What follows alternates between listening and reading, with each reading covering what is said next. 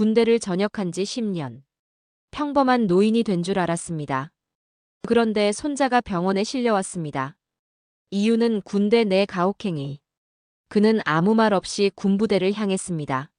하지만 위병소에서 신분 확인 좀 하시죠? 라는 조롱에 가까운 응대를 받았죠. 그 순간 중대 전체가 얼어붙었습니다.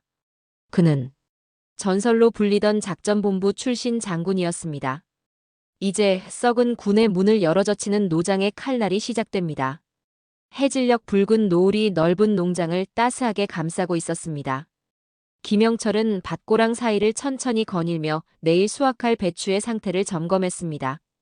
66세의 나이가 무색하게 그의 체격은 여전히 건장했고 군인 시절의 위엄이 그대로 남아있었죠. 깊게 파인 주름만이 그가 걸어온 세월의 무게를 증명할 뿐입니다. 영철 씨, 저녁 준비됐습니다. 농장 관리인 최노인의 목소리에 김영철은 고개를 끄덕였습니다. 군복을 벗은 지 10년이 흘렀지만 그의 일상에는 여전히 군대식 규칙이 남아있었습니다. 아침 5시 기상, 저녁 6시 식사, 밤 10시 취침. 바뀐 것이라곤 그의 지휘 아래 있는 부하들이 농작물로 바뀌었다는 것뿐이었죠. 식탁에 앉은 김영철은 텔레비전을 켰습니다. 습관처럼 뉴스를 보며 저녁을 먹었죠. 밥을 먹는 중에도 그의 눈빛은 날카로웠습니다. 한때 무쇠중장이라 불리던 그의 위엄은 세월이 흘러도 희석되지 않았습니다. 아들에게서 전화 왔었습니다. 민수가 잘 지낸다고 하더군요. 최노인의 말에 김영철의 젓가락 움직임이 잠시 멈췄습니다. 민수, 그의 손자였습니다. 20살이 된 손자는 2달 전 입대했습니다. 김영철은 손자의 군 생활에 대해 많은 이야기를 나누지 않았습니다. 아니, 정확히는 가족과의 대화 자체가 적었습니다. 군인으로서의 삶이 가족들과의 거리를 만들었고 그 간극은 은퇴 후에도 좁혀지지 않았습니다. 그렇군요. 짧은 대답과 함께 김영철은 다시 밥을 먹기 시작했습니다. 텔레비전에서는 국방부 장관의 기자회견이 나오고 있었습니다. 병역문화 개선에 관한 내용이었죠. 김영철은 비웃음을 머금었습니다. 수십 년 군 생활 동안 그는 수없이 많은 개혁을 보아왔습니다. 하지만 본질은 변하지 않았죠. 군대는 여전히 군대였습니다. 모 육군부대에서 훈련 중 병사가 중상을 입어 의식불명 상태라는 소식입니다. 해당 병사는 현재 군 병원으로 이송되어 치료 중이며 국방부는 사고 경위를 조사 중이라고 밝혔습니다. 김영철의 시선이 텔레비전으로 향했습니다. 평소라면 그저 안타까운 소식 하나로 넘겼을 텐데 왠지 모를 불안감이 그의 가슴을 조였습니다. 추가 속보입니다. 의식불명 상태로 군 병원에 이송된 병사의 신원이 확인됐습니다. 이병 김민수 씨로. 밥그릇이 바닥에 떨어져 산산조각이 났습니다. 김영철의 얼굴은 창백해졌고 손은 경련을 일으키듯 떨렸습니다. 그의 손자 민수였습니다. 민수라고? 우리 민수. 최노인의 놀란 목소리가 들려왔지만 김영철의 귓가에는 이명만이 울렸습니다. 군 생활 중 겪었던 모든 위기 상황에서도 흔들리지 않았던 무쇠중장의 다리가 휘청거렸습니다. 하지만 이내 그의 눈빛이 달라졌습니다. 충격은 곧 분노로 바뀌었고 노련한 지휘관의 판단력이 되살아났습니다. 차를 준비해주세요. 지금 당장 서울로 가야겠습니다. 김영철은 벌떡 일어나 방으로 향했습니다. 옷장에서 오랫동안 꺼내지 않았던 정장을 꺼냈습니다. 주머니 속에서는 그가 아끼던 회중시계를 꺼내 쥐었습니다. 그 시계는 장군 진급 시 받은 선물이었죠. 시계 뒷면에는 조국을 위해, 명예를 위해라는 문구가 새겨져 있었습니다. 최노인이 문 앞에서 걱정스럽게 지켜보고 있었습니다. 괜찮으시겠습니까? 제가 같이 가는 게. 혼자 가겠습니다. 김영철의 목소리는 단호했습니다. 그의 눈빛에는 오랫동안 잠들어 있던 불길이 되살아났습니다. 일몰이 끝나고 어둠이 농장을 뒤덮기 시작했습니다. 김영철은 자동차 열쇠를 집어들었습니다. 그의 발걸음에는 군인 시절의 결기가 담겨 있었습니다. 차에 오른 김영철은 잠시 망설였습니다. 손자의 부모, 즉 자신의 아들 부부에게 연락해야 할까요? 하지만 그는 전화기를 내려놓았습니다. 먼저 상황을 파악해야 했습니다. 불필요한 혼란은 피해야 했죠. 이것은 그가 수십 년간 위기 상황에서 내려온 결정 방식이었습니다. 자동차 엔진이 울렸습니다. 어둠 속에서 두 개의 전조등이 농장을 빠져나갔습니다. 김영철의 마음속에는 오직 한 가지 생각뿐이었습니다. 민수야, 할아버지가 간다. 새벽 2시 김영철은 서울 외곽의 군 병원 앞에 도착했습니다. 쉬지 않고 달려온 그의 얼굴에는 피로가 가득했지만 눈빛만은 여전히 날카로웠습니다. 병원 정문에는 군 헌병들이 경계 근무를 서고 있었습니다. 김영철은 차에서 내려 그들에게 다가갔습니다. 면회를 왔습니다. 이병 김민수의 할아버지입니다. 헌병 중 한 명이 어색한 표정으로 대답했습니다. 죄송합니다만 지금은 면회 시간이 아닙니다. 내일 오전 10시부터 내 손자가 의식불명 상태라고 합니다. 지금 당장 보게 해주세요. 김영철의 목소리에는 타협의 여지가 없었습니다. 헌병은 불안한 눈빛으로 동료를 바라보았습니다. 이때 김영철은 지갑에서 무언가를 꺼냈습니다. 그의 군인 신분증이었습니다. 비록 예비역이었지만 중장 계급장이 선명했습니다. 김영철 예비역 중장입니다. 지금 바로 담당 의료진을 만나게 해주십시오. 헌병들의 표정이 일시에 변했습니다.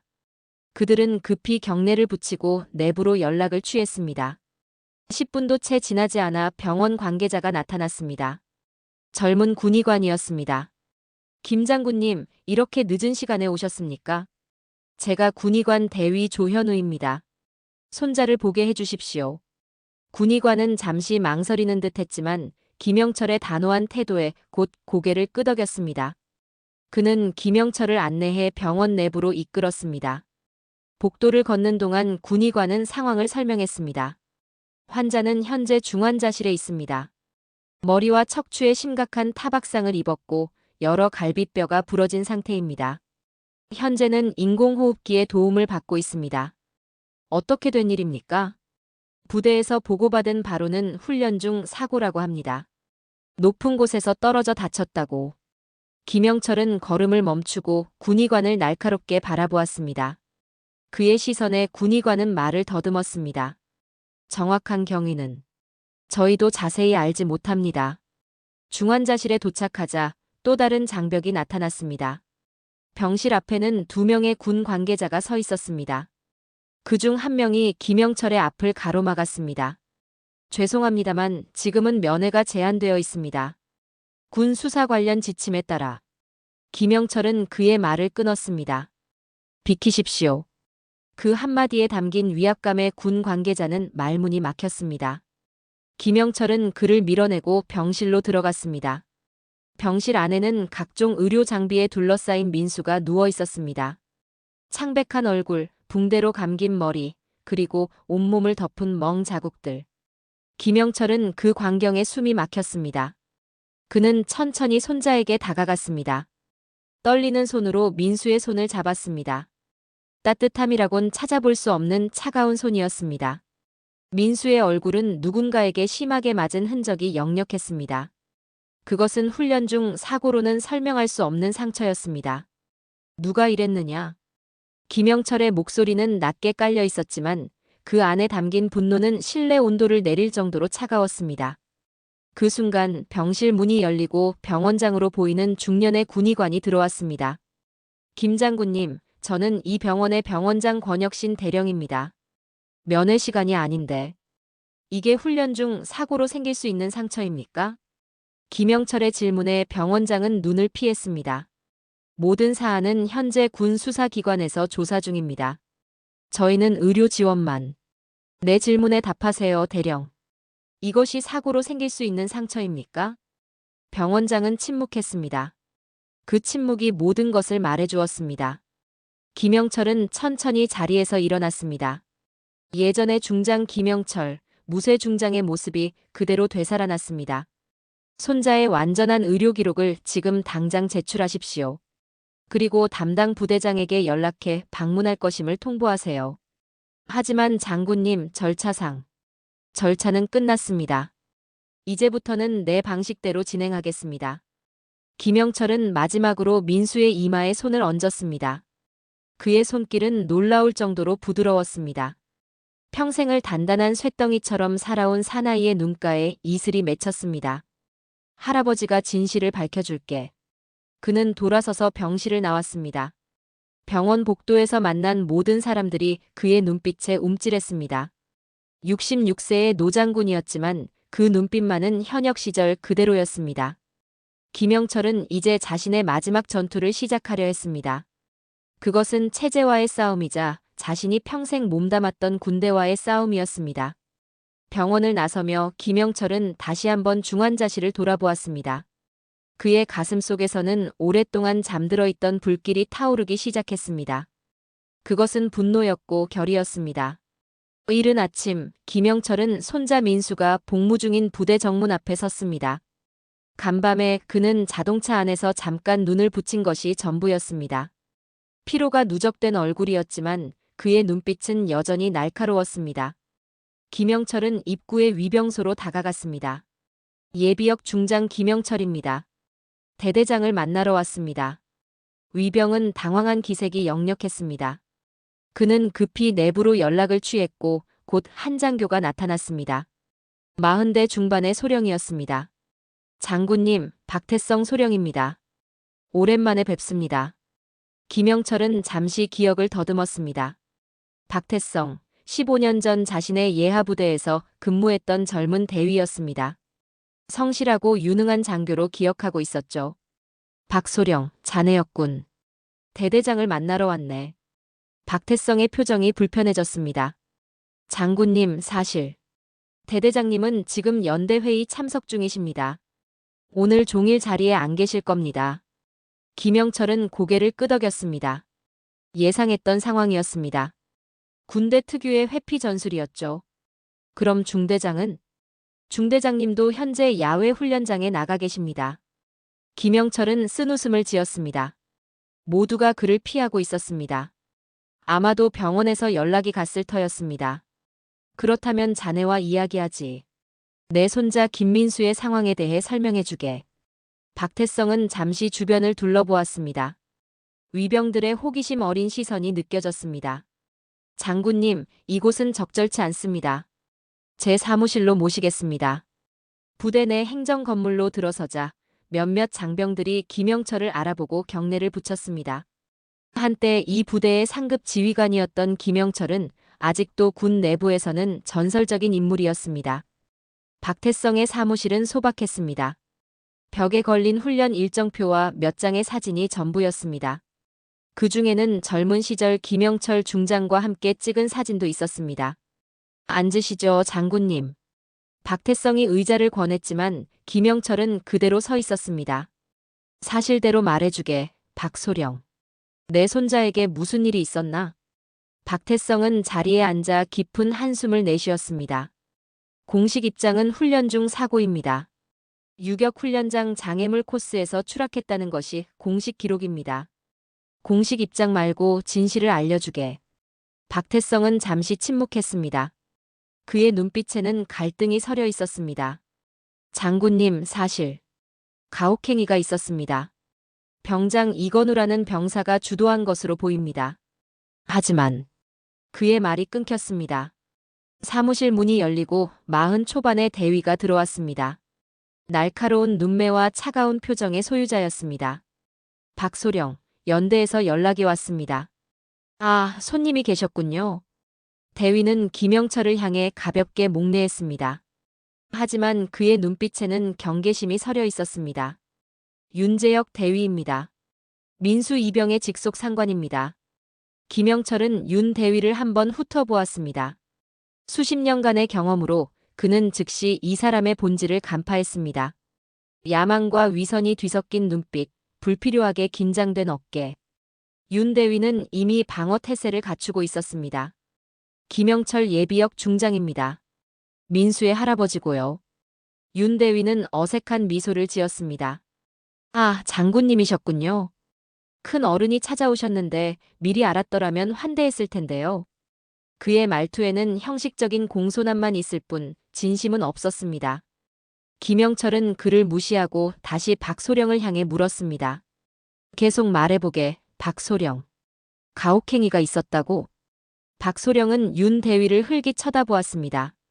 그의 표정에는 불안감이 역력했습니다. 윤 대위가 말을 가로챘습니다. 장군님, 그런 사실은 없습니다.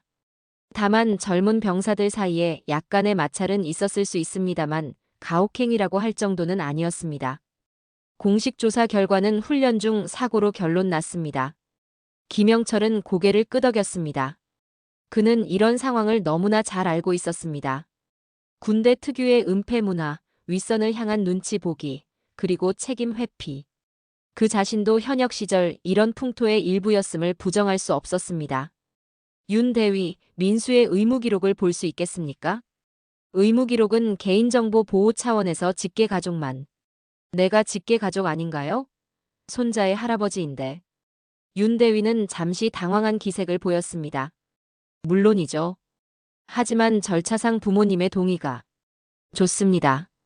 그럼 다른 방법으로 진행하겠습니다. 김영철은 주머니에서 휴대전화를 꺼냈습니다. 그는 번호를 눌렀습니다. 여보세요, 최 준장인가? 김영철이네. 그래, 오래됐군. 내가 지금 도움이 필요해서 말일세. 국방부 감찰실에 아는 사람 있나? 윤 대위의 얼굴이 창백해졌습니다. 김영철은 그를 무시한 채 통화를 이어갔습니다. 그래, 급한 일이네. 내 손자가 군에서 의식불명 상태인데 부대에서 협조가 안 되어서 말이야. 응, 기다리겠네. 통화를 마친 김영철은 윤 대위를 향해 말했습니다. 1시간 내로 감찰실에서 연락이 올 겁니다. 그 전에 모든 자료를 준비해 주시죠. 윤 대위는 입술을 깨물었습니다. 그의 눈에는 분노와 두려움이 교차했습니다. 장군님, 저희도 규정에 따라 움직이는 것뿐입니다. 모든 것은 이미 상부에서.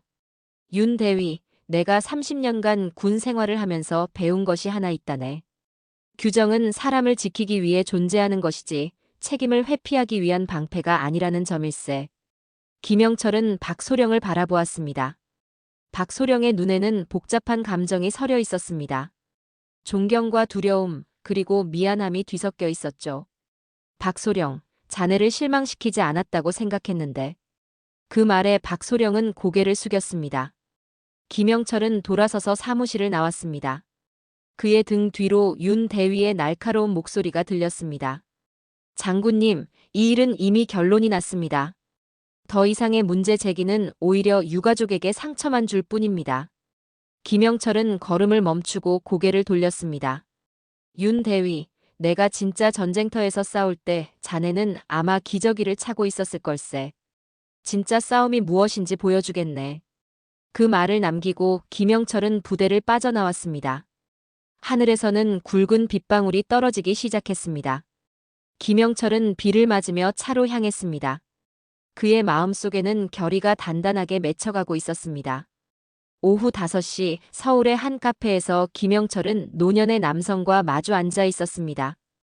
홍기철, 그는 김영철과 함께 기무사에서 근무했던 전우였습니다. 현재는 예비역이었지만 여전히 군 내부에 넓은 인맥을 유지하고 있었습니다. 이런 식으로 만나게 될 줄은 몰랐네, 영철이. 홍기철은 커피를 한 모금 마시며 말했습니다. 그의 눈빛은 노년에도 여전히 날카로웠습니다. 도움이 필요해서 그래. 내 손자 민수의 사건, 뭔가 석연치 않아. 김영철은 지금까지 알게 된 정보를 간략히 설명했습니다. 홍기철은 고개를 끄덕이며 경청했습니다. 군에서 그런 일이 있었다면 내부 기록이 있을 텐데 접근이 쉽지 않을 걸세. 그래서 자네를 찾은 거야. 기무사 출신인 자네라면 방법이 있을 테니. 홍기철은 깊은 한숨을 내쉬었습니다. 내가 현역이었다면 쉬웠을 텐데. 하지만 아직 몇몇 후배들이 있지. 일단 알아보지. 두 사람은 이후의 계획을 논의했습니다. 홍기철은 김영철보다 인맥을 활용하는 데 능했고 김영철은 정면 돌파를 선호했습니다. 오랜 전우이자 동료로서 그들은 서로의 강점을 잘 알고 있었습니다. 다음 날 아침 홍기철에게서 전화가 왔습니다. 그의 목소리는 긴박했습니다. 영철아, 의무 기록을 확보했어. 공식 기록과 실제 의료진 소견이 일치하지 않아. 공식 기록은 추락사고로 되어 있지만 의료진 초기 소견은 둔기에 의한 다발성 타박상으로 기록되어 있어. 김영철의 손에 힘이 들어갔습니다. 누가 기록을 조작했지? 윤재혁 대위의 서명이 있어. 그리고 민수의 이전 진료 기록도 있어. 입대 후 3번이나 의무실을 찾았더군. 모두 훈련 중 경미한 부상으로 처리됐지만 실제로는 폭행 흔적이 있었어. 김영철은 분노를 억누르며 물었습니다. 자네가 말한 그 이병 이건우, 뭔가 나왔나? 그 병사는 윤 대위의 관심병사야. 다른 병사들을 괴롭히는 걸로 악명 높지만 윤 대위가 특별히 보호하고 있어. 몇몇 병사들이 신고했지만 모두 무마됐대. 김영철은 깊은 숨을 들이쉬었습니다. 조각들이 맞춰지기 시작했습니다. 기철이, 자네에게 한 가지 더 부탁하겠네. 부대 내 다른 병사들과 접촉할 수 있을까? 위험한 시도야, 영철이. 하지만 한 병사가 몰래 연락을 취해왔어. 만나고 싶어 하더군. 그날 저녁 서울 외곽의 한 찻집에서 김영철은 젊은 병사를 만났습니다. 휴가 중인 이 병사는 긴장한 모습이었고 계속해서 주변을 둘러보았습니다. 그는 자신을 최병장이라고 소개했습니다. 장군님, 민수랑 같은 생활관에서 지냈습니다. 사실 민수는 입대 이후 계속 이건우 병장에게 괴롭힘을 당했습니다. 김영철은 침착하게 물었습니다. 어떤 식으로? 처음에는 사소한 것들이었습니다. 청소 담당을 늘린다거나 잠을 못 자게 한다거나. 하지만 점점 심해졌습니다. 구타도 있었고 심지어는 음식을 거의 주지 않은 적도 있었습니다. 왜 아무도 신고하지 않았지? 최 병장은 고개를 숙였습니다. 했습니다, 장군님. 하지만 윤 대위는 군대에서 흔한 일이라며 무시했습니다. 오히려 신고한 병사들이 군 생활 부적응자로 낙인 찍혔습니다. 김영철의 표정이 굳어졌습니다. 사건 당일에는 무슨 일이 있었지? 그날 민수가 휴대전화를 사용하는 것을 이건우 병장이 발견했습니다. 사실 민수는 어머니께 전화하려고 했던 것뿐이었는데 이건우 병장이 폭발했습니다. 생활관으로 끌고 가서 최 병장의 목소리가 떨렸습니다. 그는 말을 잇지 못했습니다. 계속해보게. 여럿이서 민수를 때렸습니다.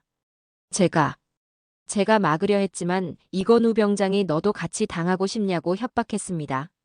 그리고 윤 대위가 갑자기 생활관에 들어왔습니다. 하지만 그는 그냥 보고만 있었습니다. 심지어 잘 가르쳐라는 말만 하고 나갔습니다.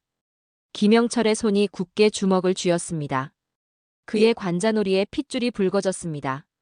그 이후에는 민수가 의식을 잃었습니다. 그제서야 당황한 이건우 병장이 의무실에 연락했고, 하지만 그들은 이미 이야기를 맞춰놓았습니다. 훈련 중 사고라고요. 김영철은 깊은 한숨을 내쉬었습니다. 이제 모든 것이 명확해졌습니다. 이것은 단순한 가혹행위가 아니라 조직적인 은폐였습니다. 장군님, 저희가 두려운 건 이건우 병장이 병사들을 협박하고 있습니다. 외부에 말하면 더 심한 일이 벌어질 것이라고요. 윤 대위도 비슷한 말을 했습니다. 일단 위에서 결정된 사안이니 모두 입을 다물라고. 김영철은 최 병장의 어깨에 손을 얹었습니다. 용기를 내줘서 고맙네. 앞으로는 내가 책임지겠네. 최 병장이 떨리는 목소리로 물었습니다. 장군님, 정말 이 일이 바로잡힐 수 있을까요? 윤 대위의 인맥은 상당히 넓다고 합니다. 심지어 군단장과도 연이 있다고. 김영철은 담담하게 대답했습니다.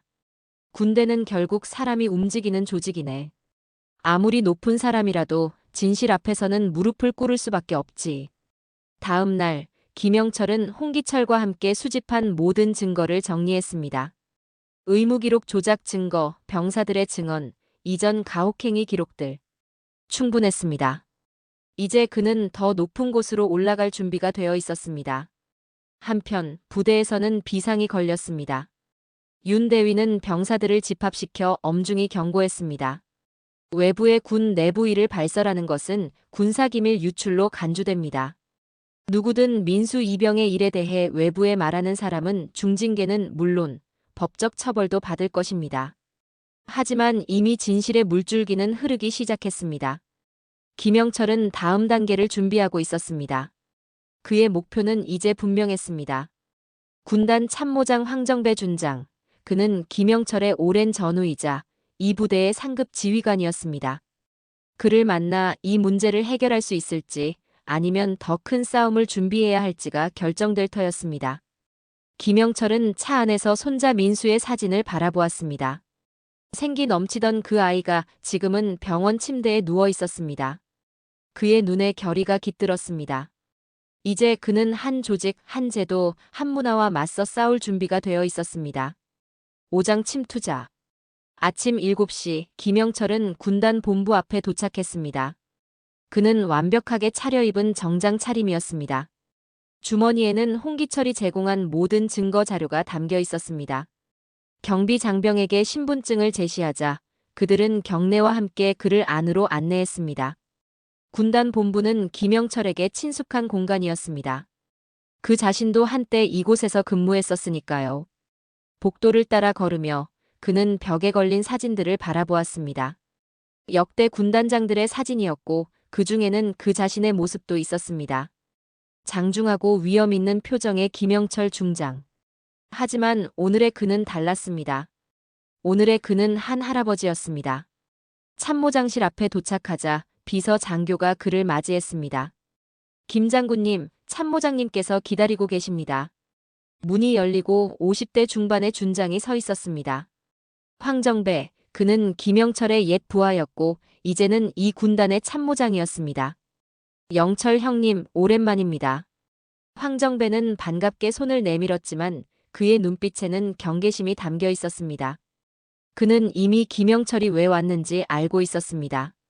정배, 잘 지냈나? 두 사람은 참모장실 안으로 들어갔습니다. 창밖으로는 훈련장이 내려다 보였습니다. 젊은 병사들이 구보를 하고 있었습니다. 차라도 한잔 하시죠, 형님. 고맙네. 하지만 오늘은 차 마실 시간이 없을 것 같군. 김영철은 바로 본론으로 들어갔습니다. 내 손자 민수 이병의 사건에 대해 알고 있을 텐데, 정배. 황정배의 표정이 굳어졌습니다. 그는 의자에 앉으며 대답했습니다. 네, 보고받았습니다. 안타까운 일이죠. 안타까운 일이 아니라 범죄일세. 가혹행위와 조직적 은폐가 있었어. 김영철은 주머니에서 자료를 꺼내 테이블 위에 펼쳤습니다. 의무기록, 증언기록, 그리고 사진들. 황정배는 한숨을 내쉬었습니다. 형님, 이런 일이 군에서 가끔 있다는 건 형님도 아시잖습니까? 물론 불행한 일이지만 이걸 크게 만들면 결국 군 전체의 이미지만 실추될 뿐입니다. 김영철은 눈을 가늘게 떴습니다. 정배, 자네는 지금 범죄를 눈감자고 제안하는 건가? 범죄라뇨, 형님. 그저 병영 생활의 일부였을 뿐이죠. 모든 병사가 거쳐가는 과정입니다.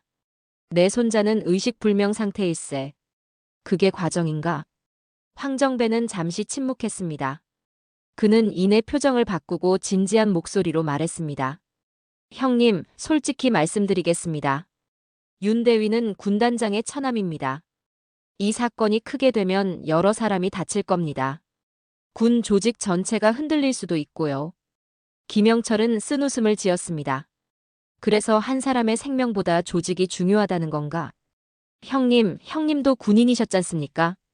개인보다 조직이, 감정보다 임무가 우선한다는 것을 누구보다 잘 아실 텐데요. 김영철은 의자에서 일어났습니다. 그의 눈빛은 차가웠습니다. 정배, 내가 자네를 훈련시킬 때 그런 것을 가르쳤던가? 군인은 권력이나 지위를 위해 존재하는 것이 아니라 정의와 국민을 위해 존재하는 것이네. 황정배도 자리에서 일어났습니다. 그의 표정이 변했습니다. 형님, 시대가 변했습니다. 지금 군대는 형님이 알던 그 군대가 아닙니다. 이제는. 그렇군. 시대가 변했다면 변화시켜야 할 때가 온 것이겠지. 김영철은 테이블 위에 자료를 다시 모았습니다. 그의 결심이 확고해졌습니다. 정배, 마지막으로 한 번만 물어보겠네.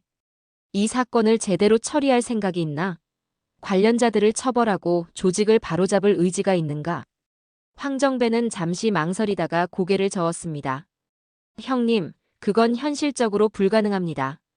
이미 윗선에서 결정된 사안입니다.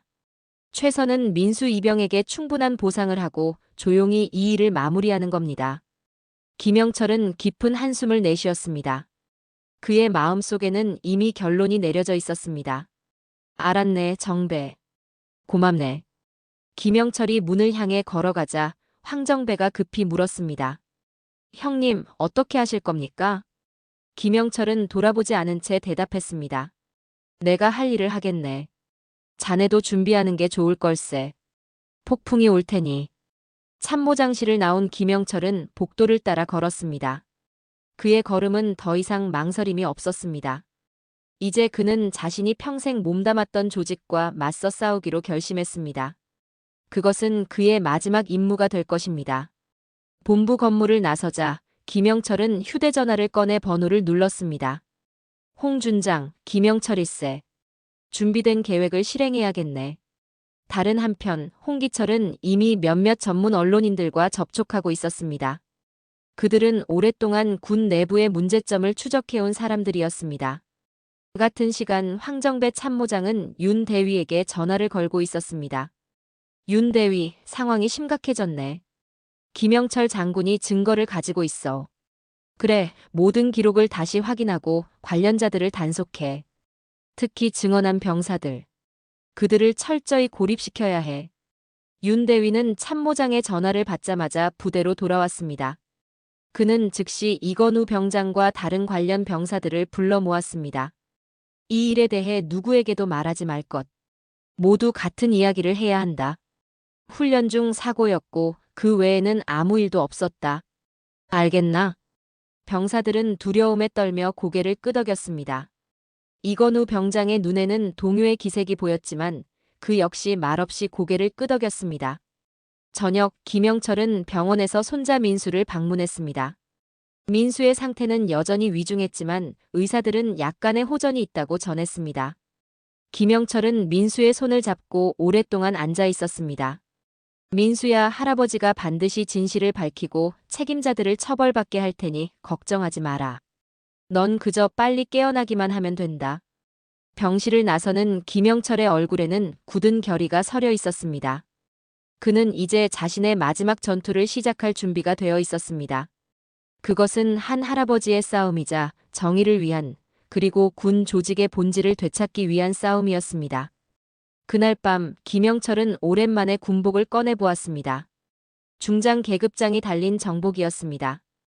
그는 한동안 그 군복을 바라보았습니다. 그 안에는 그의 젊음과 신념, 그리고 희생이 담겨 있었습니다.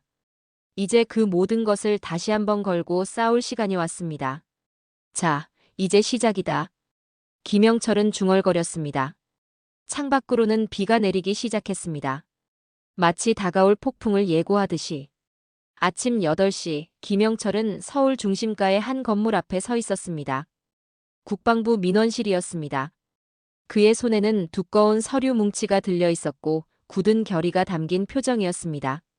김영철은 깊은 숨을 들이마시고 건물 안으로 들어섰습니다. 민원실 직원은 김영철의 등장에 약간 놀란 듯 했습니다. 예비역 중장이 직접 민원을 제기하는 경우는 흔치 않았기 때문입니다. 김영철 예비역 중장입니다.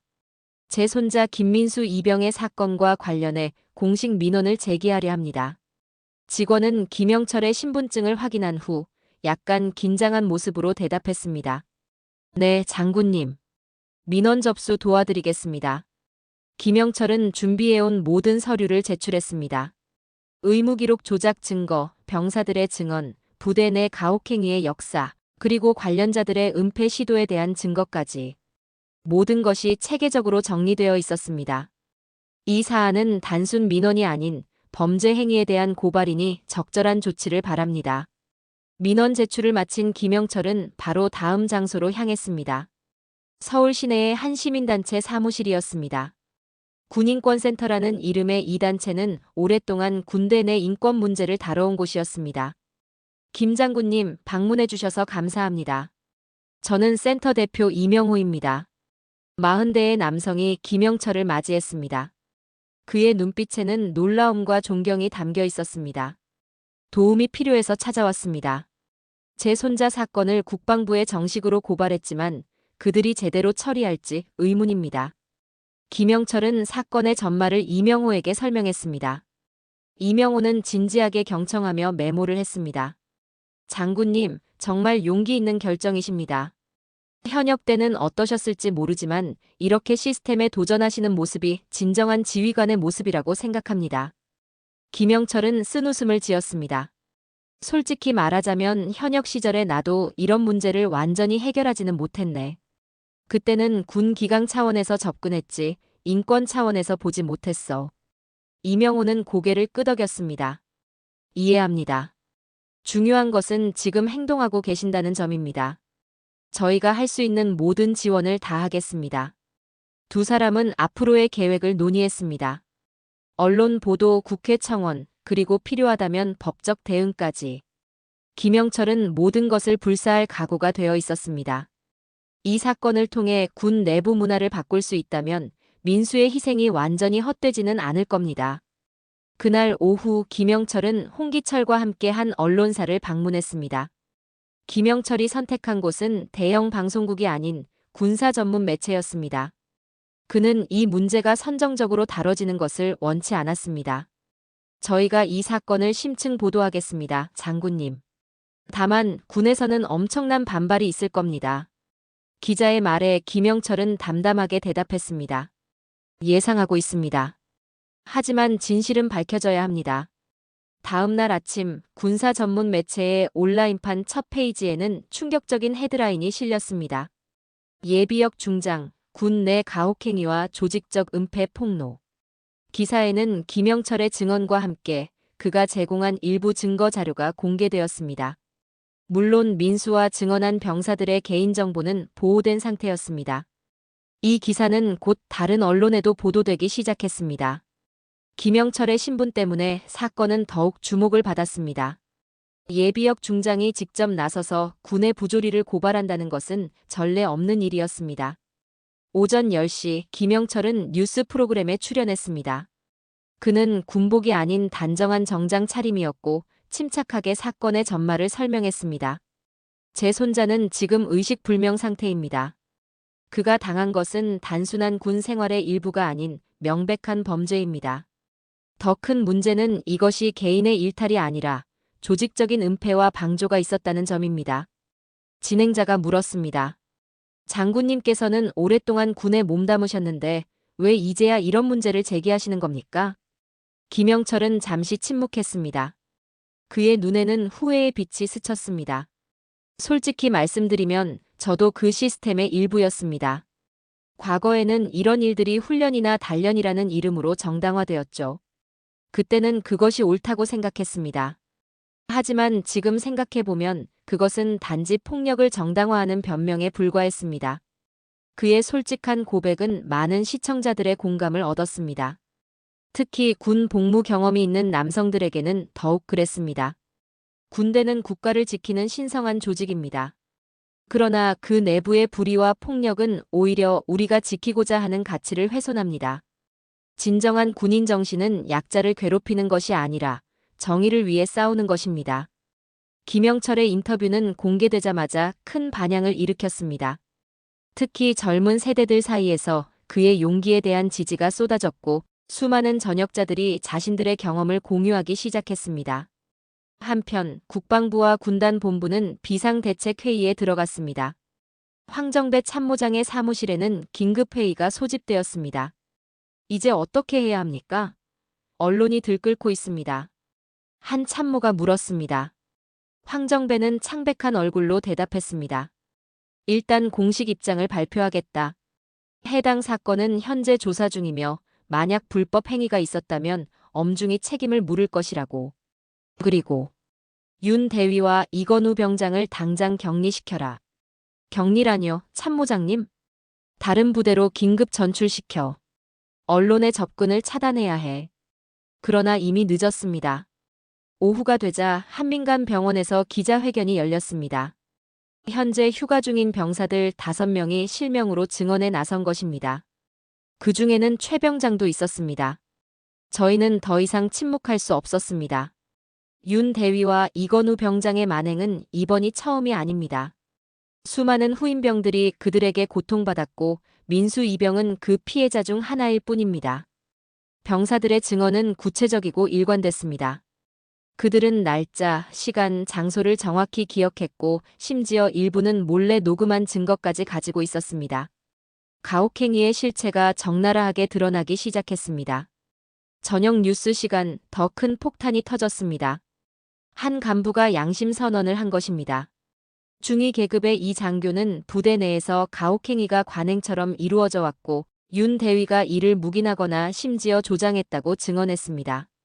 민수 이병이 다치고 난 직후 윤 대위는 전체 간부 회의를 소집해 이 일은 훈련 중 사고로 처리할 것이라고 지시했습니다. 누구도 이 일을 제기하지 못했습니다. 그가 가진 인맥 때문이었죠. 국방부는 공식 조사단을 구성할 수밖에 없었습니다. 뿐만 아니라 청와대에서도 이 사건에 관심을 보이기 시작했습니다. 국가인권위원회는 직권으로 조사에 착수했고 국회 국방위원회는 긴급 현안 질의를 준비했습니다. 폭풍의 중심에서 김영철은 차분하게 다음 단계를 준비하고 있었습니다. 그는 민수의 병상을 지키면서 조금씩 더 많은 증인들과 접촉했습니다. 각자의 트라우마를 안고 있던 병사들이 하나둘 그에게 연락해왔고 김영철은 그들 모두를 만났습니다. 군에서 당한 일이 평생 악몽으로 남을 줄 알았습니다. 하지만 장군님 같은 분이 나서서 이 문제를 해결하려 하시니 저도 용기를 내보려 합니다. 한 전역자가 김영철에게 말했습니다. 김영철은 그의 어깨를 가볍게 두드리며 격려했습니다. 자네의 증언이 미래의 다른 병사들을 구할 수 있을 걸세. 그것만으로도 큰 용기야. 사흘 후 국방부는 충격적인 발표를 했습니다. 윤 대위가 구속되었다는 소식이었습니다. 이건우 병장 역시 군사경찰에 체포되었고 부대 간부 3명이 직위해제되었습니다. 진상조사위원회가 공식 출범했고 위원장으로는 민간인 법률 전문가가 임명되었습니다. 공중파 저녁 뉴스에서 한 아나운서가 보도했습니다. 이번 사건은 한 예비역 장군의 용기 있는 폭로로 시작되어 이제 군 전체의 문화를 바꿀 수 있는 전환점이 될 것으로 보입니다. 김영철 예비역 중장은 오늘 기자회견에서 화면은 김영철의 모습으로 바뀌었습니다. 그는 결연한 표정으로 말하고 있었습니다. 이것은 한 개인의 문제가 아닙니다. 우리 군의 문화와 시스템의 문제입니다. 지금도 수많은 장병들이 유사한 상황에 놓여 있을 것입니다. 우리는 그들을 위해서라도 이 문제를 근본적으로 해결해야 합니다. 기자가 질문했습니다. 장군님, 군 수뇌부 중 일부는 이번 사건이 군 기강을 흔드는 일이라고 비판하고 있습니다. 이에 대해 어떻게 생각하십니까? 김영철의 표정이 단호해졌습니다. 진정한 군 기강은 무엇입니까? 약자에 대한 폭력을 덮어주는 것이 기강입니까? 아닙니다. 진정한 기강은 정의와 명예, 그리고 책임을 다하는 것입니다. 우리 군이 국민의 신뢰를 받는 조직으로 거듭나기 위해서는 과거의 잘못된 관행과 문화를 과감히 개혁해야 합니다. 그의 말에 많은 시청자들이 동의를 표했습니다. 수십 년 동안 군 생활을 한 원로 장성의 발언은 무게가 달랐습니다. 그것은 단순한 비판이 아니라 내부자의 고백이자 개혁의 요구였습니다. 다음 날 아침, 김영철은 민수가 있는 병원을 찾았습니다. 의사들은 민수의 상태가 조금씩 호전되고 있다고 전했습니다. 뇌파에 약간의 변화가 감지되었고 이는 의식이 돌아올 수 있다는 희망적인 신호였습니다. 김영철은 민수의 손을 꼭 잡았습니다. 들리니 민수야? 이제 모든 것이 밝혀지고 있어. 내가 당한 일이 헛되지 않을 거야. 이제 넌 그저 깨어나기만 하면 돼. 병실 밖에서는 김영철의 아들 부부가 기다리고 있었습니다. 그들은 김영철이 이 싸움을 시작했을 때 반대했지만 이제는 그의 결단을 지지하고 있었습니다. 아버지, 정말 감사합니다. 아버지가 아니었다면 이 일은 그냥 묻혔을 거예요. 김영철의 아들이 말했습니다. 김영철은 고개를 저었습니다. 아니다. 내가 한 일은 별로 없다. 진짜 용기를 보여준 건 증언에 나선 젊은 병사들이야. 그날 저녁 김영철은 홍기철과 함께 조용한 저녁 식사를 했습니다. 두 노병은 과거의 이야기를 나누며 군 생활 동안 보고 지나쳤던 많은 일들을 회상했습니다. 영철아, 솔직히 말하면 내가 이렇게까지 할 줄은 몰랐어. 너는 항상 기강과 규율을 강조하는 지휘관이었으니까. 홍기철이 말했습니다. 김영철은 와인 잔을 들며 쓴웃음을 지었습니다. 나도 변했나 보지. 아니, 어쩌면 본질은 변하지 않았는지도 모르겠어. 내가 추구했던 것은 항상 올바른 군대였으니까. 그래, 내 별명이 무쇠중장이었지. 하지만 그 단단함이 오늘날에는 다른 형태로 나타난 것 같구나. 두 사람은 잔을 부딪혔습니다. 오랜 전우로서 그들은 말로 표현하지 않아도 서로를 이해했습니다. 이날 이후로 사건은 급속도로 진전되었습니다. 진상조사위원회의 조사 결과 윤 대위의 비리는 가혹행위를 넘어 각종 부패와 갑질까지 포함하고 있었습니다. 그는 부대 예산을 개인적으로 유용한 정황도 드러났습니다. 민수의 사건은 이제 군 내부의 총체적 개혁으로 이어지고 있었습니다. 김영철은 이 모든 상황을 지켜보며 자신의 싸움이 옳았음을 확신했습니다. 열흘 후 국방부 기자실에서는 긴급 브리핑이 열렸습니다. 진상조사위원회의 최종 보고서가 공개된 것입니다. 보고서는 충격적인 내용을 담고 있었습니다. 민수 이병 사건을 포함한 해당 부대 내 가혹행위는 일부 병사들의 일탈이 아닌 오랜 기간 묵인되고 심지어 장려된 조직 문화의 결과였습니다. 윤재혁 대위는 이러한 문화의 주도자였으며 자신의 인맥을 이용해 문제 제기를 막아왔습니다. 보고서는 또한 상급 지휘관들의 책임도 명시했습니다. 중대장, 대대장, 그리고 연대장까지 이러한 상황을 인지하고도 적절한 조치를 취하지 않았습니다. 특히 군단 참모장 황정배 준장은 사건 은폐를 위한 지시를 내린 정황이 포착되었습니다. 이 발표 직후 국방부는 인사조치를 단행했습니다. 황정배 참모장은 보직 해임되었고 해당 부대의 중대장, 대대장, 연대장 역시 직위해제되었습니다. 윤 대위는 구속 기소되었고 이건우 병장을 포함한 가해 병사들도 군사법원에 회부되었습니다. 이 소식을 들은 김영철은 병원 앞 벤치에 앉아 있었습니다. 그의 표정은 복잡했습니다. 승리했다는 기쁨보다는 그동안의 시스템이 얼마나 부패해 있었는지에 대한 씁쓸함이 더 컸습니다. 병원 입구에서 한 남자가 나와 김영철에게 다가왔습니다. 박태성 소령이었습니다. 그는 김영철 앞에 서서 깊이 고개를 숙였습니다. 장군님, 죄송합니다. 처음부터 진실을 말했어야 했는데. 김영철은 그의 어깨에 손을 얹었습니다. 앉게, 박소령. 두 사람은 나란히 벤치에 앉았습니다. 박태성의 표정은 괴로움으로 가득 차 있었습니다. 장군님, 정말 죄송합니다. 제가 장군님께 배운 것은 이게 아니었는데. 자네를 탓하지 않네. 그 시스템 속에서 혼자 맞서기는 어려웠을 거야. 하지만 그래도 제가 용기를 냈어야 했습니다. 제가 눈 감았기 때문에 민수 이병이. 김영철은 고개를 저었습니다. 지금이라도 진실을 말했으니 그것으로 충분하네. 앞으로 더 나은 지휘관이 되길 바라네. 박태성은 눈시울을 붉혔습니다. 그는 주머니에서 봉투를 꺼냈습니다. 이것은 제가 증언한 내용입니다. 진상조사위에도 제출했지만 장군님께도 드리고 싶었습니다. 김영철은 봉투를 받아들었습니다. 그 안에는 윤 대위의 비리와 가혹행위에 대한 상세한 기록이 있었습니다. 그것은 용기 있는 고백이었고 동시에 과거의 잘못에 대한 참회였습니다.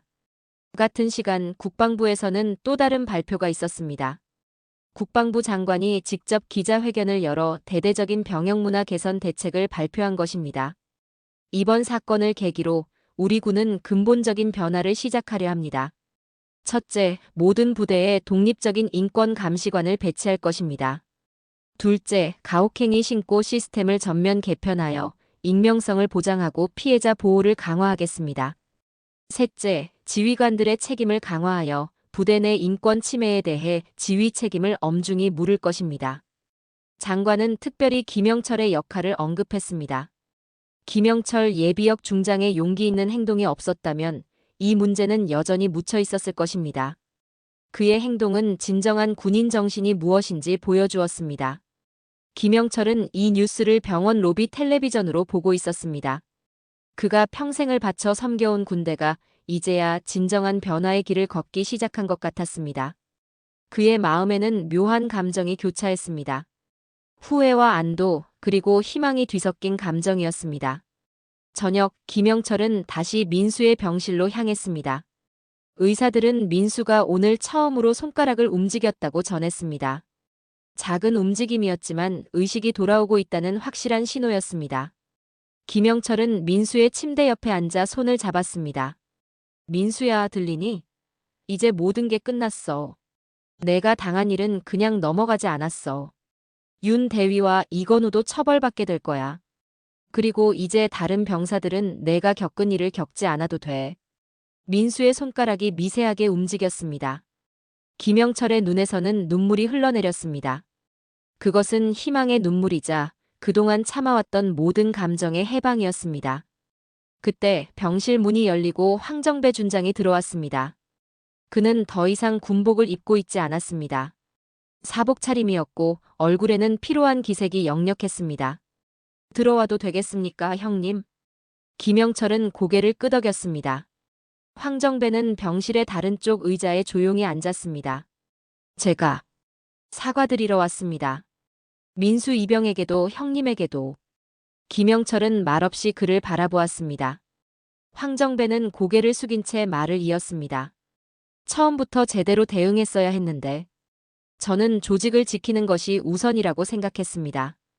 그것이 제 임무라고 믿었죠. 하지만 그건 착각이었습니다. 정배, 우리 모두 실수를 해.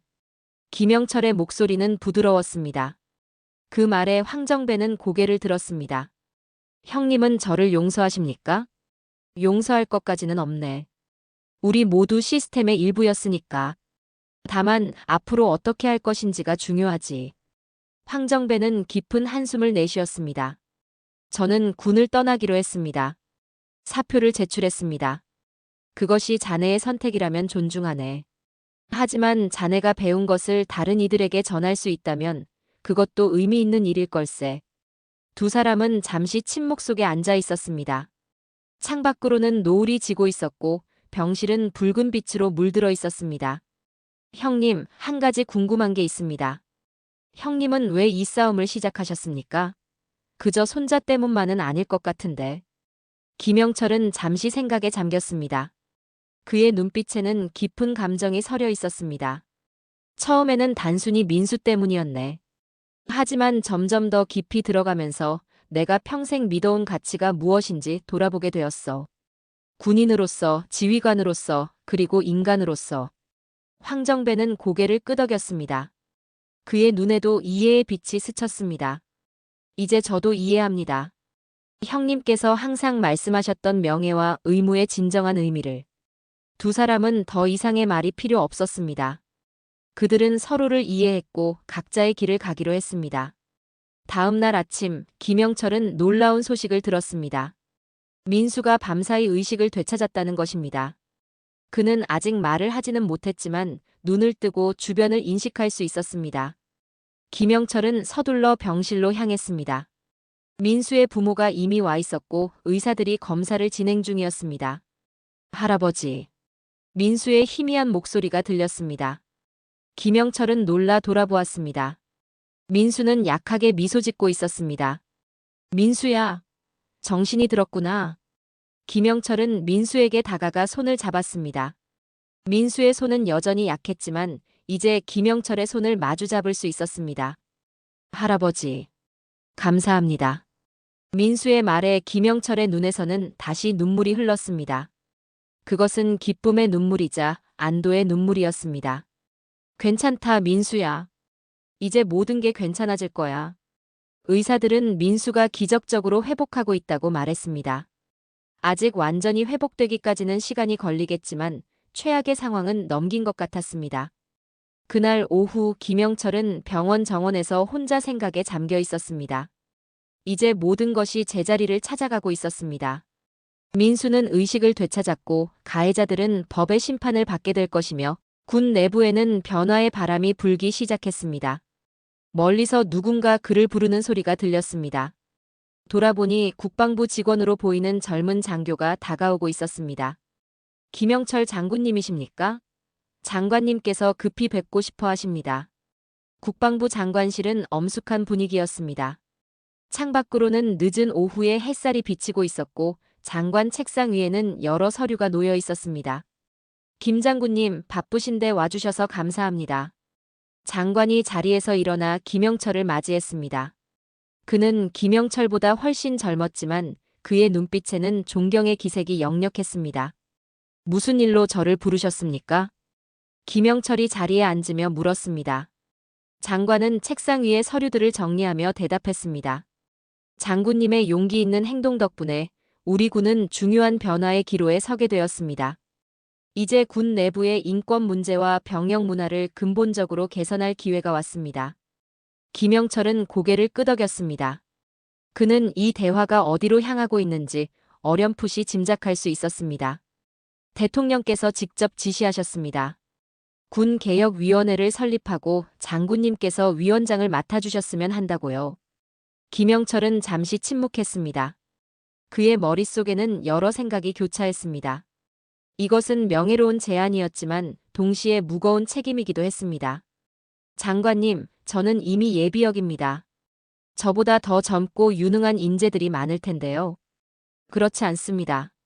장군님만큼 이 임무에 적합한 분은 없습니다. 장군님은 군 내부의 문제점을 정확히 파악하셨고 동시에 그것을 바로잡을 용기와 의지를 보여주셨습니다. 장관은 서류 한 장을 김영철에게 건넸습니다. 대통령의 친필 서명이 담긴 위촉장이었습니다. 위원회는 3년 임기로 군 내부의 모든 인권 문제와 병역 문화를 전면 재검토하게 됩니다. 장군님께서는 어떤 권한이든 요청하실 수 있습니다. 김영철은 위촉장을 바라보았습니다. 그것은 분명 명예로운 제안이었습니다. 하지만 그의 마음속에는 다른 생각이 있었습니다. 죄송합니다만 제 손자가 아직 완전히 회복되지 않았고 이제는 가족과 함께하는 시간이 필요합니다. 장관의 표정이 실망으로 변했습니다. 장군님, 고민해 보실 수는 없을까요? 이것은 군 역사상 가장 중요한 개혁 중 하나가 될 것입니다. 김영철은 부드럽게 미소 지었습니다. 제가 제안드릴 사람이 있습니다. 박태성 소령. 그는 이번 사건에서 뒤늦게나마 양심의 소리를 따랐고 진정한 군인 정신이 무엇인지 보여주었습니다. 그와 같은 젊은 세대가 군의 미래를 이끌어야 합니다. 장관은 잠시 생각에 잠겼다가 고개를 끄덕였습니다. 박태성 소령. 검토해 보겠습니다. 하지만 그래도 장군님의 자문은 필요할 것 같습니다. 그것은 언제든 돕겠습니다. 다만 공식적인 위치보다는 조언자로서 도울 수 있기를 바랍니다. 대화를 마치고 국방부를 나서는 김영철의 마음은 이상하게 가벼웠습니다. 그는 평생을 군인으로 살아왔고 그것이 그의 정체성이었습니다. 하지만 이제 그는 군복을 벗은 한 사람, 한 아버지, 그리고 한 할아버지로서의 삶을 살고 싶었습니다. 병원으로 돌아가는 길, 김영철은 차창 밖으로 보이는 서울의 풍경을 바라보았습니다. 도시는 여전히 분주했고 사람들은 각자의 삶을 살아가고 있었습니다. 그는 문득 자신이 이 모든 것을 지키기 위해 살아왔다는 것을 깨달았습니다. 군인으로서의 그의 사명은 항상 국민을 보호하는 것이었습니다. 병원에 도착하자 놀라운 광경이 펼쳐졌습니다. 병원 앞에는 수십 명의 젊은이들이 모여 있었습니다. 그들은 김영철을 보자 일제히 박수를 쳤습니다. 그들 대부분은 전역한 병사들이었고 일부는 현역 군인이었습니다. 김 장군님, 감사합니다. 진정한 지휘관이십니다. 김영철은 당황했지만 그들에게 인사를 건넸습니다. 한 젊은이가 다가와 말했습니다. 장군님, 저는 2년 전 그 부대에서 복무했었습니다. 저도 가혹행위의 피해자였고 아무도 저의 말을 들어주지 않았습니다. 장군님께서 이 문제를 해결해 주셔서 정말 감사합니다. 김영철은 그의 어깨를 가볍게 두드렸습니다. 자네가 감사할 필요 없네. 이건 당연히 해야 할 일이었을 뿐이야. 병원 안으로 들어가자 의사들이 반가운 소식을 전했습니다. 민수의 상태가 빠르게 호전되고 있다는 것이었습니다. 그는 이제 짧은 문장을 말할 수 있게 되었고 몸의 움직임도 점차 돌아오고 있었습니다. 김영철은 민수의 병실로 향했습니다. 민수는 침대에 반쯤 일어나 앉아 있었고 그의 부모가 옆에서 지키고 있었습니다. 할아버지. 민수의 목소리는 여전히 약했지만 그의 눈빛은 생기가 돌아오고 있었습니다. 민수야, 많이 좋아졌구나. 김영철은 민수의 침대 옆에 앉았습니다. 민수는 할아버지의 손을 잡았습니다. 할아버지, 제가 군대에서 있었던 일을 들었어요. 할아버지가 저를 위해 싸워주셨다고요. 김영철은 고개를 저었습니다. 그저 할아버지로서 당연히 할 일을 했을 뿐이다. 하지만 모두가 그렇게 하지는 않잖아요. 할아버지, 감사해요. 민수의 말에 김영철의 마음이 따뜻해졌습니다. 그는 손자의 이마에 부드럽게 손을 얹었습니다. 이제 너는 빨리 회복하는 것만 생각하렴. 다른 것은 다 해결되었으니까. 민수의 부모는 김영철에게 깊이 고개를 숙였습니다. 그들의 눈에는 감사의 눈물이 고여 있었습니다. 그날 저녁 김영철은 병원 근처 작은 식당에서 홍기철과 마지막 식사를 했습니다. 홍기철은 내일 자신의 고향으로 돌아갈 예정이었습니다. 영철아, 자네는 어떤 계획이 있나? 홍기철이 물었습니다. 김영철은 천천히 대답했습니다. 민수가 완전히 회복되면 농장으로 돌아갈 생각이야. 다만 이번에는 조금 다르게 살아볼까 해. 가족과 더 많은 시간을 보내고 조용히 지내려고. 국방부의 제안은 거절한 건가? 응. 내 싸움은 이제 끝났어. 이제는 젊은 세대가 나서서 군을 변화시켜야 할 때야. 홍기철은 고개를 끄덕였습니다. 그의 눈에는 이해의 빛이 담겨 있었습니다. 자네는 항상 옳은 선택을 해왔지. 이번에도 그럴 거라고 믿네. 두 사람은 술잔을 들어 서로의 건강을 축하했습니다. 오랜 전우로서 그들은 서로의 결정을 존중했습니다. 다음 날 아침 김영철은 일찍 일어나 병원 주변을 산책했습니다. 가을의 선선한 공기가 그의 마음을 상쾌하게 했습니다. 멀리서 군악대의 소리가 들렸습니다. 병원 근처 공원에서 어떤 기념식이 있는 모양이었습니다. 호기심에 김영철은 그곳으로 향했습니다. 공원에는 군인들이 모여 있었고 상관들이 훈시를 하고 있었습니다. 그는 멀리서 지켜보았습니다. 그리고 우리는 이번 사건을 통해 중요한 교훈을 얻었습니다. 군인으로서의 명예와 책임은 단순히 명령을 따르는 것이 아니라 옳은 일을 위해 목소리를 내는 것에도 있다는 것을. 김영철은 미소를 지었습니다. 변화는 이미 시작되고 있었습니다. 그의 싸움이 헛되지 않았던 것입니다. 병원으로 돌아가는 길, 김영철은 어느 젊은 병사와 마주쳤습니다. 그 병사는 김영철을 알아보고 경례를 붙였습니다. 장군님. 김영철은 미소를 지으며 경례를 받았습니다. 쉬엄쉬엄 복무하게, 병사. 네. 장군님의 가르침대로 올바른 군인이 되겠습니다.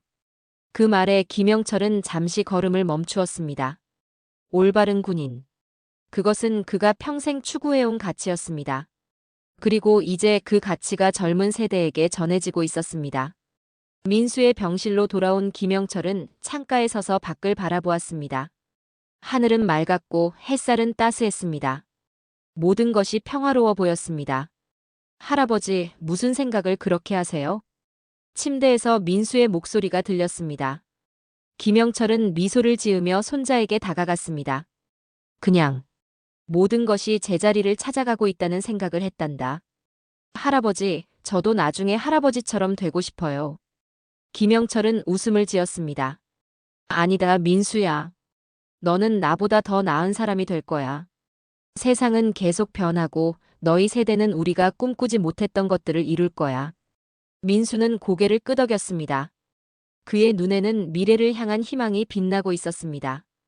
그날 오후 김영철은 병원 옥상에서 혼자 서울의 전경을 바라보았습니다.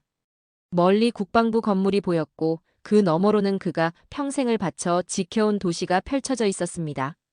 그는 주머니에서 회중시계를 꺼내 바라보았습니다.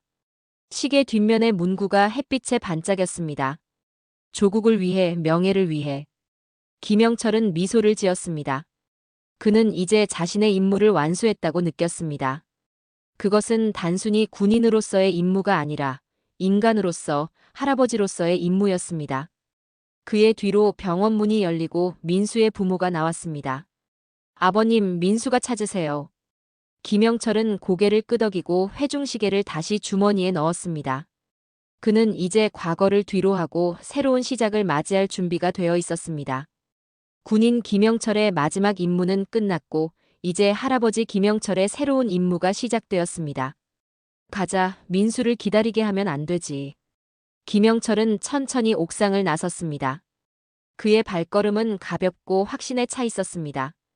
그것은 모든 짐을 내려놓은 사람의 걸음이었습니다. 당신이라면 손자가 병원에 실려왔을 때 어떻게 하시겠습니까? 그는 군을 떠났지만 군의 책임에서 자유로울 수 없었습니다. 이 장군의 선택 용기 있는 행동일까요? 아니면 군을 흔드는 무모함일까요?